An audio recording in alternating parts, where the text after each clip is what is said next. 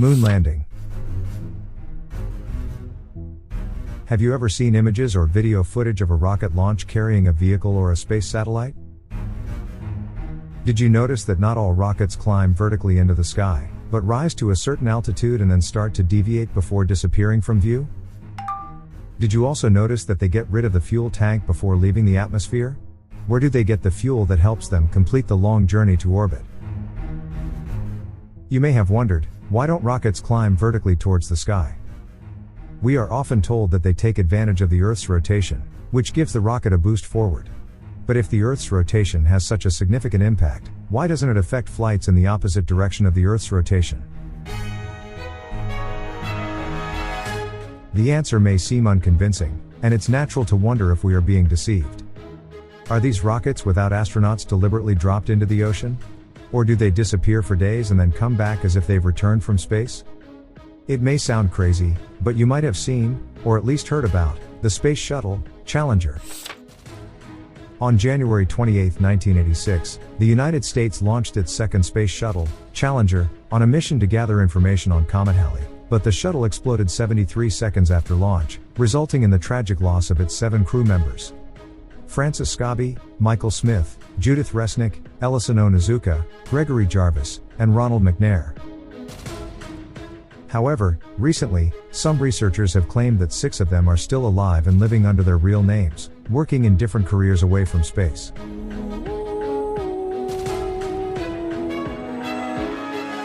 It sounds really confusing. Is there really a roof on top of us that nothing can exceed, and so rockets don't climb vertically as a kind of hoax? On what land did the Apollo flights land and Neil Armstrong and his comrades then step?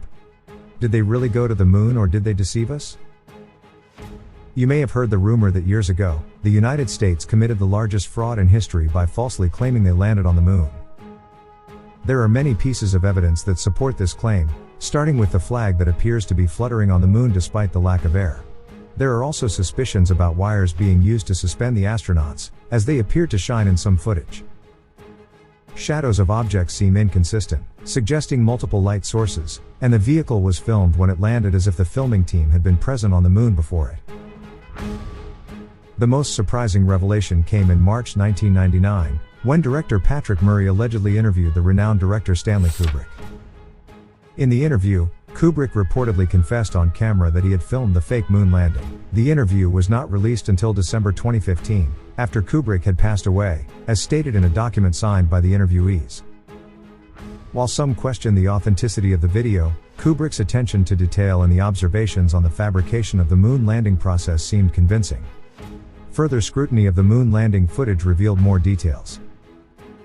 Even Buzz Aldrin, who was part of the Apollo 11 mission that supposedly landed the first human on the moon, admitted, "It's time to acknowledge that the Apollo 11 mission was theatrically staged, with nothing being real."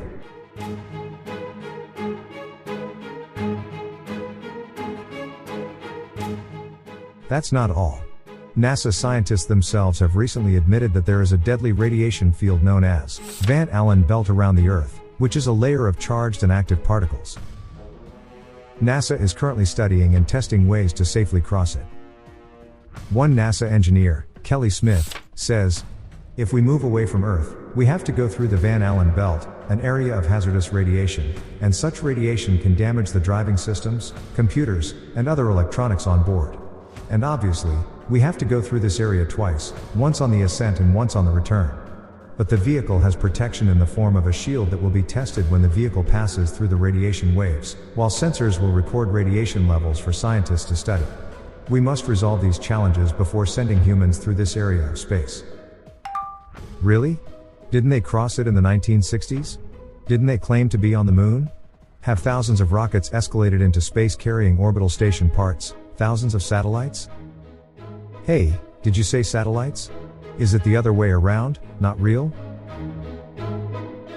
Did you know that the idea of satellites was created by the science fiction writer Arthur C. Clarke?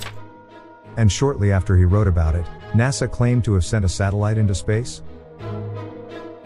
Although thousands orbit the Earth at an altitude of more than 30,000 kilometers, we have never heard of a satellite damaged by a meteorite or meteorite collision, even though these satellites are in the path of many of them. Besides, no one could shoot them from Earth, although they could easily be captured through high-resolution cameras when facing the moon during a full moon, just like we see migratory birds at night. But the fact is that all the images we see of satellites are computer-generated CGI images. How do satellites withstand the temperatures in the thermosphere? Despite NASA's claim that they reach 2000 degrees, while materials made of the moon fuse at much lower temperatures.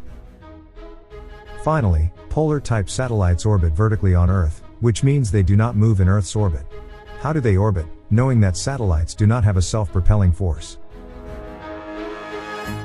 Most likely, satellites don't exist.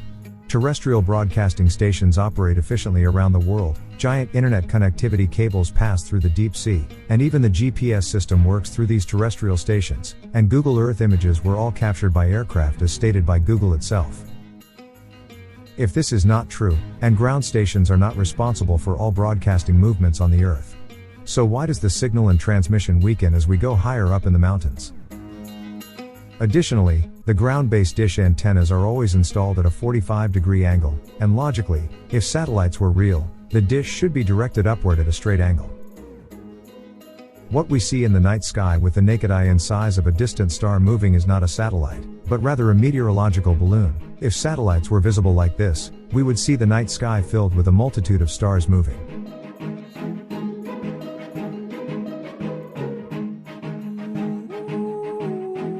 If we claim to have seen many images and videos of astronauts inside orbital stations floating in the air, and others working outside it, is this also a hoax? In reality, many of the videos and images show small details, flaws, and errors that were concealed. For example, the effects of zero gravity inside the G0 plane can be easily replicated when the plane is in free fall, and scenes filmed in water basins can create a simulated zero gravity effect. These common imaging errors, such as reflections of supposed divers' shadows or bubbles billowing in front of presumed astronauts, as well as chroma key or green screen errors used in cinematic hoaxes, were not executed with the required accuracy and revealed technical errors that expose the forgery.